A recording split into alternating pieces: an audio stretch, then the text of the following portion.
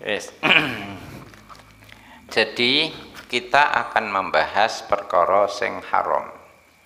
Haram itu hanya ada dua kategori, haram karena zatnya, kategori pertama, yang kedua haram karena cara mendapatkannya. Sekarang yang haram karena zatnya, seperti arak, itu bawaannya memang haram, mengandung sifat haram. Khinzir, celeng juga demikian. Lah, rinciannya begini.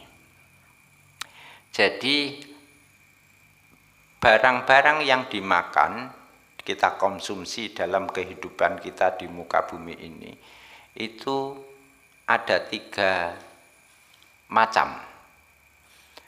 Ya, ada tiga sumber lah itu ya. Ada tiga sumber yang masuk untuk kita konsumsi. Pertama dari sumber tambang, bawah tanah ya, tanah dan bawah tanah. Yang kedua dari nabati, tumbuhan. Yang ketiga dari hewani, hewan.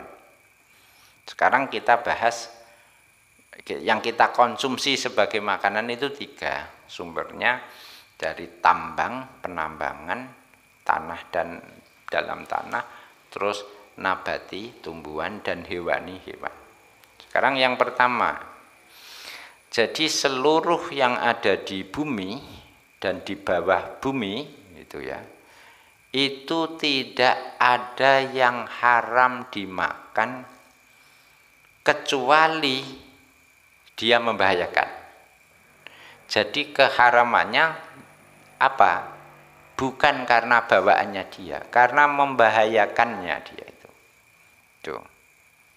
Bahkan sebagian bisa menjadi racun. Mangan nopo kowe?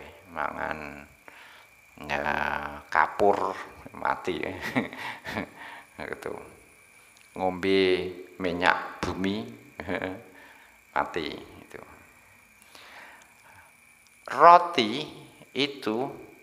Roti kan halal. Bahannya itu kalau membahayakan ya haram. Roti kok kadaluwarsa wis setahun mbok pangan ya haram, ngerti nek iku membahayakan. Iki lagi ana kabar apa ya, ketoke ana orang punya hajat keracunan mati loro dari catering yang sama. Jadi di sini ada sing keracunan, ada puluhan orang, 2 tewas, yang 1 parah, yang di tempat lain juga keracunan. Sumbernya dari masih diselidiki itu. Intinya apa? Bahwa yang berasal dari bumi itu ya, tambang, tanah dan sebagainya itu halal kecuali yang membahayakan. Sebagaimana roti itu ya halal, tapi kalau membahayakan ya haram. Tuh. Ada tanah yang biasa dimakan ya boleh-boleh saja. Kan ada anak kecil pernah viral makannya tanah itu.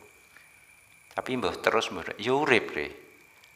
Lah iku terus piye ususe? Wallahu a'lam. Dalam jangka panjang, tapi ya urip sampai umur berapa belasan tahun itu urip. Piye iku penjelasan medis. Haram apa tidak makan tanah? Ya haramnya karena membahayakan. Bukan karena apa? Bukan karena dia di nas haram, ya karena semua yang membahayakan haram lah gitu. Nah, jadi semua tanah dan itu memang tidak haram, tapi tidak dimakan gitu saja, tidak bisa dimakan. Asalnya hukumnya tidak haram dimakan, tapi memang tidak bisa dimakan. Kenapa ada pernyataan saya bilang, kata Imam Ghazali, saya kok bilang ini ora haram, ning ora ojo pangan. Penjelasannya bagaimana? Kalau ada tanah, lemah, debu, batu, jatuh di makanan, jatuh di kuah, gitu ya, sayur, gitu ya. atau makanan cair lainnya, ya ini tidak berubah jadi haram. Ya di gua saja tetap halal gitu, asalkan tidak membahayakan gitu ya. Jadi makanan yang kejatuhan tanah, pasir gitu ya, ya tetap haram, tetap halal gitu. Jadi yang sumber ma'adin, tambang, tanah, tidak ada yang haram sama sekali kecuali yang memang berbahaya. Mangan sabun, mangan kayu, tembok ini mbok pangani, meja mbok pangani. Haram apa? Halal. Neng kena apa? Harame karena membahayakan kamu, pencernaan kamu gitu. Tapi ya niki harame ya karena ngrusak neteri gawean niki. Kena kursine kok entek nek apa? Tinggi mayoran. Bocah-bocah. Nek kursi sandal, kan sandal kulit-kulit iku. Ya tau ana sing jajal kancaku yang pondok ini. Ya jale piye? Ya kulit terus digodhog, bar digodhog medhuk terus diirisi, digoreng, dibumboni. Memang kok rada alot Kang iki. Barang wis angger pangan ngono bar wis banu. Lho, iku mau kon ndi Pak iku kulit iku mau ini. Iku sandal. Nah, maksudnya ora sandal anyar. Ya sandal sudah di tempat sampah ngono, dipungut, diubah terus ini. Ono mangan sandal. Sekarang yang kedua, tumbuhan. Yang berasal dari tumbuhan itu juga halal semua. Kecuali yang merusak akal, merusak kehidupan, mematikan berarti. Atau merusak kesehatan, menjadikan sakit. Nah, itu yang haram hanya itu dari tumbuhan itu. Yang menghilangkan akal seperti kecubung, ya, terus khomer, arak, perasan anggur, perasan buah itu yang memabukkan. Yang menghilangkan akal, yang mengandung racun itu, mangan opo, pohon atau daun atau mengandung racun gitu. Yang menghilangkan kesehatan yaitu apa? Dipangan dan apa bisa mengganggu kesehatan gitu. Ya. Jadi halal semua tumbuhan itu. Kecuali yang apa? Mengganggu, membahayakan. Ada yang tidak ya. Haramnya bukan karena dia membahayakan, tapi haramnya memang sudah dinas, apa? Khomer dan minuman yang memabukkan. Pokoknya dari tumbuh-tumbuhan kok diproses jadi minuman memabukkan, nah itu baru haram. Bukan karena bahaya, ya karena manasnya dia memabukkan itu, gitu. Kalau yang lain-lain kan haramnya karena membahayakan. Khomer meskipun setitik dan tidak membahayakan, ya tetap haram itu. Terus racun. Racun itu haram karena membahayakan. Makanan tumbuhan beracun itu haram karena membahayakan.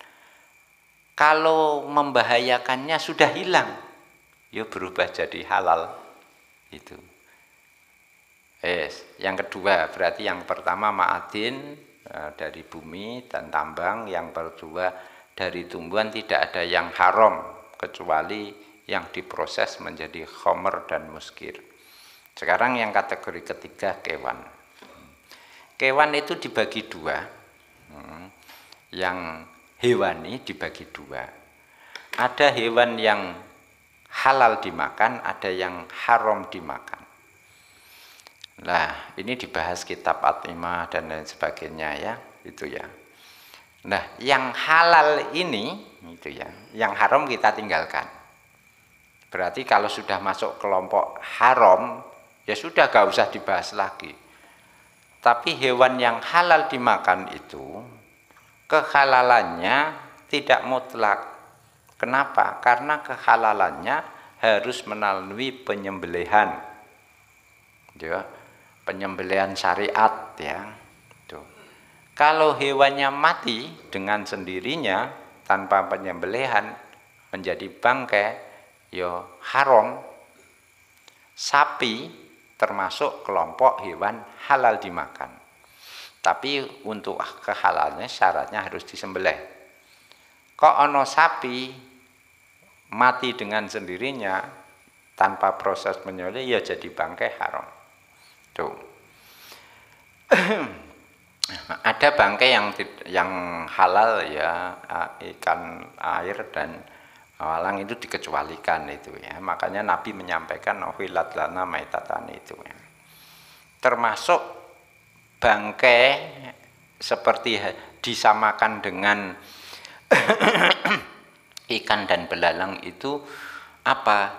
Hewan-hewan yang muncul dari buah. Apel keluar setnya, keluar apa jenenge set itu? Hah? Belatung. Nah, belatung. Keluar belatungnya. Itu kita makan apelnya, belatungnya katut enggak apa-apa. Itu, ya. Tapi nek mbok piceti belatungnya mbok pului, apelnya mbok gua, ya itu haram. Itu. Tapi nek kowe ana jambu mbok cokot, ana ulere, cokot terus dintekno. Gak apa-apa ulere katut. Tapi mbok piceti jambune mbok gua, ulere. Kok enak ulere timbang jambu. Ya haram itu. Nah, jadi bangkai yang halal hanya ikan dan belalang. Disamakan dengan ikan belalang itu hewan yang muncul karena apa? Ini muncul dari buah-buahan itu, termasuk cokak, begitu muncul hewan setnya itu. Lah, ada lagi hewan yang tidak berdarah, punya darah mengalir dalam tubuhnya. Misalnya apa? Iki laler, ya. Coro itu, laler dan coro. Itu tidak bisa disamakan dengan belalang, gitu, ya. Laler sama coro itu apa? Itu tidak disamakan, maksudnya dia tetap haram dimakan. Kenapa haramnya? Ya karena jijik. Kula mboten jijik lho, ora dianggap. Pokoke anane wong iku ngarani jijik. Jadi keharamannya itu karena menjijikkan. Berarti ada unsur haram karena menjijikkan. Seperti umbel, ya. Umbel itu suci, ingus itu, ya. Ndelewer, lho kok asin, ya makruh ngono ae. Ya, laisatil karahatil najas itu, ya. Itu. Tidak. Fa inna sahih annaha la tajzu. Lah, lalat sama semut itu tidak punya darah mengalir. Itu haram karena menjijikkan. Apakah boleh dimakan? Karena menjijikkan itu haram. Tapi dia tidak sampai menjadi najis. Makanya harus dibedakan antara kalau belalang dan ikan itu halal. Nah, halal otomatis suci, gitu, ya. Sementara kalau semut sama coro misalnya, sama lalat itu suci tapi haram dimakan, gitu, ya. Itu haram dimakan meskipun suci itu.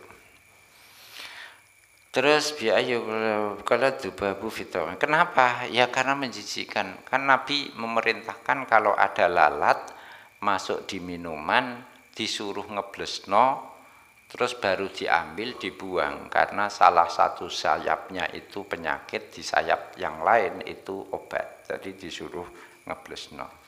Tuh. Ora kok disuruh ngeblesno terus diuntal, kan tidak, itu, ya.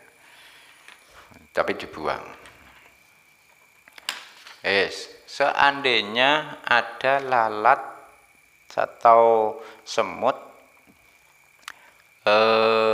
ajur di makanan, tidak wajib makanan itu dibuang. Karena apa? Karena yang menjijikkan itu jirimnya, jasadnya, bangkai lalat sama bangkai semut itu. Tapi nek wis ajur menyatu dengan makanan, jirimnya sudah tidak ada. Jadi ya tidak menjijikkan lagi. Dan karena tidak najis, ya makanan jadi halal. Jadi kowe kok nggawe kuah sayur kelebon semut atau kelebon laler, mbok udek wis ilang lalere.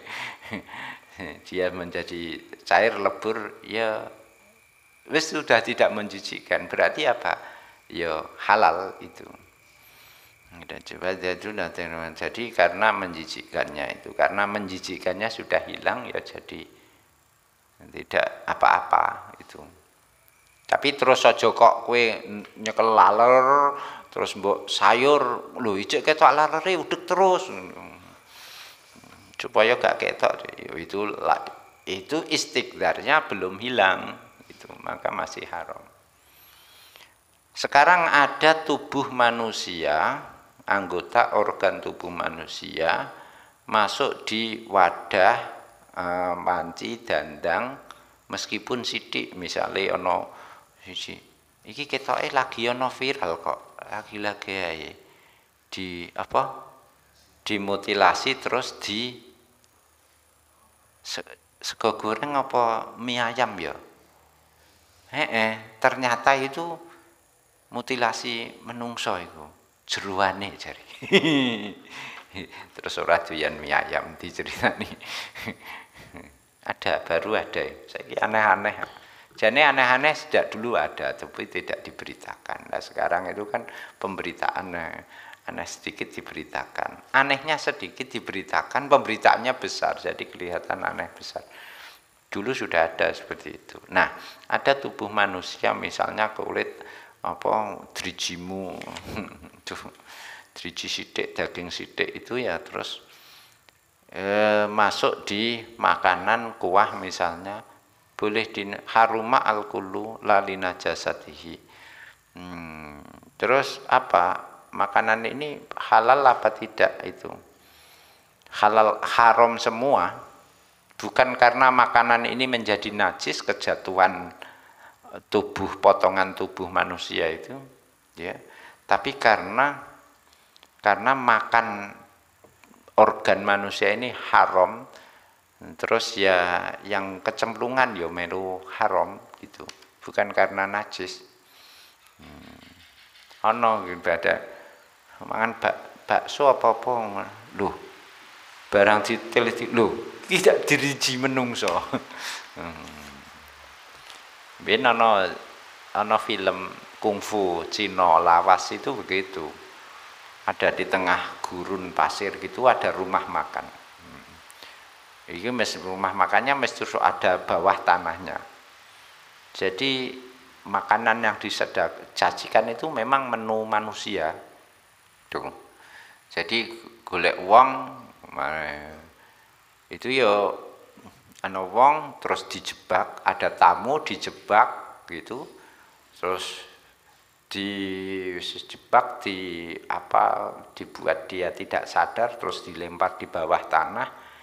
Di bawah tanahnya rumah makan itu dicacah, terus ini jadi konsumsi itu. Jadi rahasia bertahun-tahun, tapi yo jenenge film kan didramatisir sedemikian rupa.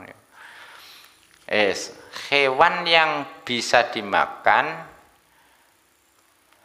atau harus disembelih, tapi tidak semua organnya itu halal dimakan. Ada yang haram seperti bahkan najis, seperti darahnya, teletongnya gitu ya. Itu. Makan najis jelas mutlak haram. Tuh. Ila minal hayawan itu. Nah, berarti bagaimana?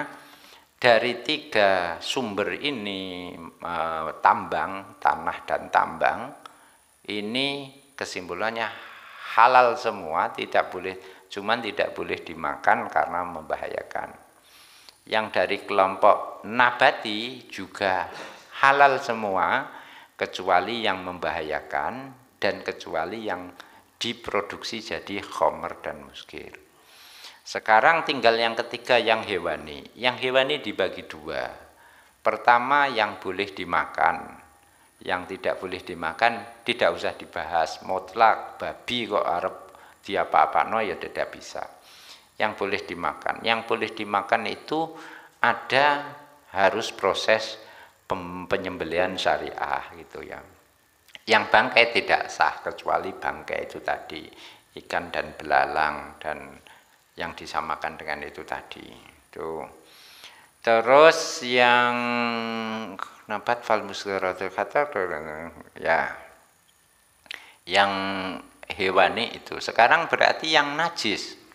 Yang najis itu yang hanya berasal dari yang hewani. Tidak ada yang ma'adin yang najis, tidak ada yang nabati yang najis. Kecubung yang membuat orang hilang akal sama dengan hilang akal minum khamr, itu kecubungnya tidak najis karena benda padat. Khamr selain, tapi kecubung haram karena memabukkan. Khamr minum berupa cair minuman itu selain haram diminum, dikonsumsi, itu juga najis gitu. Jadi yang najis itu yang cair. Kalau yang padat memabukkan tidak najis gitu. Nah, berarti kira-kira setelah dibuat klasifikasi seperti ini, kira-kira akeh sing halal apa akeh sing haram? Akeh sing halal. Zat itu akeh sing halal itu ya. Tuh. Karena yang ma'adin halal semua kecuali yang membahayakan.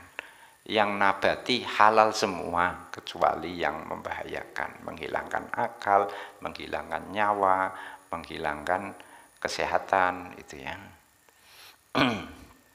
Kecuali diproses jadi minuman yang memabukkan.